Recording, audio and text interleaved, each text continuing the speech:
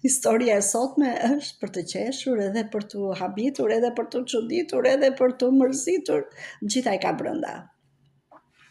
Edhe është edhe vërtet, kjo është më kryesorja.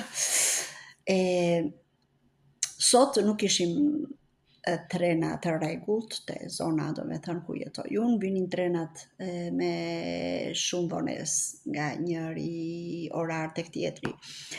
Dhe unë xhitova më shpejt se sa herët e tjera. Zakonisht e bëj djalin gati, e përcjell atë në shkollë, pastaj i vet, kurse sot e lash djalin në shtëpi edhe i ka vet përpara.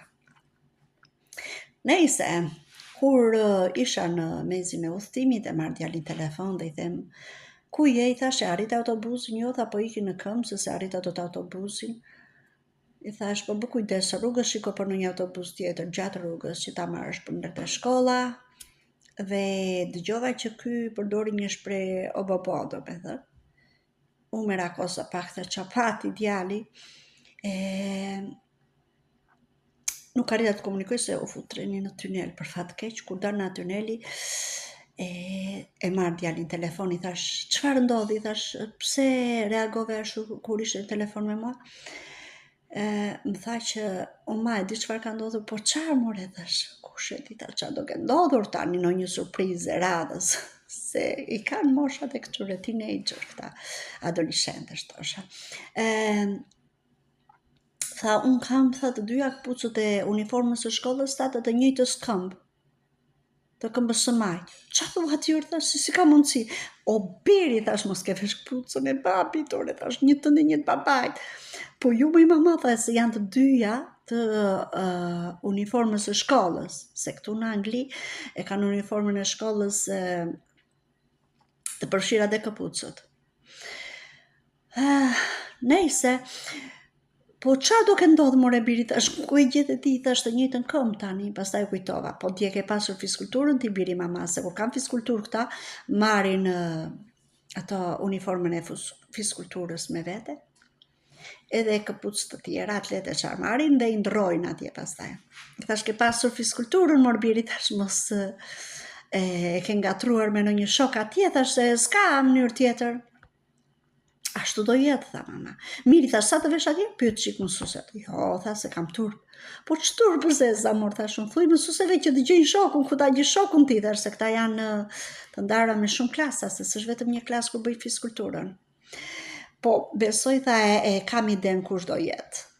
Leri ha mendje, ti thash, po hike dhe pyet mësuesin atje, mësuesin këket të ndihmoj të gjesh fëmijën tjetër.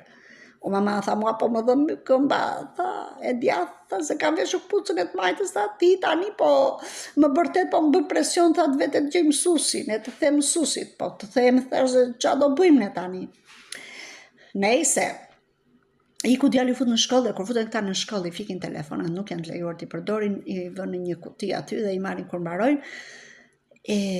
Qa bëra, mora shkollën vetëm, se ai kishte turp, si thoshte mësues. Mora shkollën, e lajmërova, i thash, kështu ka ndodhur me fëmijën tim, ka ardhur, thash, të dyja këpucët i ka të njëjtës këmbë, thash. Tani, thash, mezi po ecën djalim. Edhe shikoni, thash, ma se gjeni kush është ai fëmija tjetër t'i ndrojnë. Më shkruan shkolla.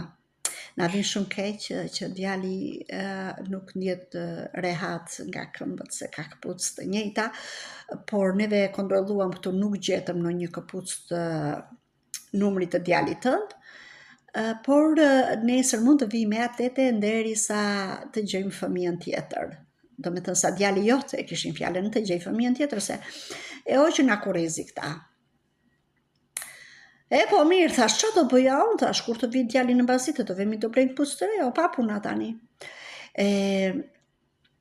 Pastaj çfarë ndodhi?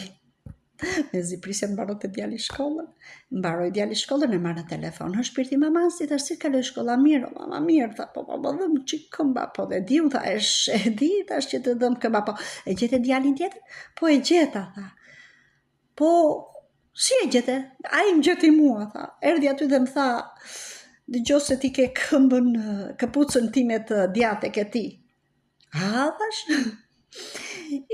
Po shiqyr, thash, që e gjetët. Po ai tha të pak të mveshi atletet, kurse unë erdha me këpucë të njëjtë s'këm tha, filluan gjithë shokët e mi kanë qeshur me mua, tha, edhe disa mësues që e pan, tha, filluan qeshën me mua, tha, njëri thosh dukesh si clown, tha, tjetri tha, dukesh si kur ka dalë moda e re. E pa mirë të keqen mamaja, thash, me gjithë këto gjëra që na ndodhin, le të bëj dhe unë një video, thash, ma se qeshet e dynjaja me këtë histori. Ja, kështu, na ndodhi sot neve historia jonë. Ka gallata, nga që unë bëj humor, ndodhi dhe gjëra në jetën tonë me humor, që të pas sjell juve këtu, jo vetëm me imagjinat, po dhe gjëra që ndodhin vërtet. Kjo ishte historia ime për sot. Nuk e di u ka rastisur ndonjëherë juve apo jo një histori e tillë.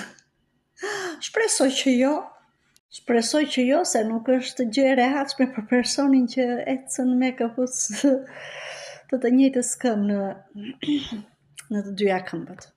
Nejse, tani kam thënë titimit unë, veç këpucëve që do veshësh, merr dhe një palë të tjera me vete, se mos të duhen në raste të tilla. Ç'na gjeti.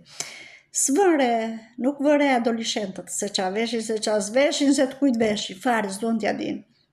I ka unë se unë jam për ty me këto që po ndodhin, edhe juve të kaloni bukur kudo që t'jeni, edhe dëgjojmë në video tjera. Kalofshi bukur!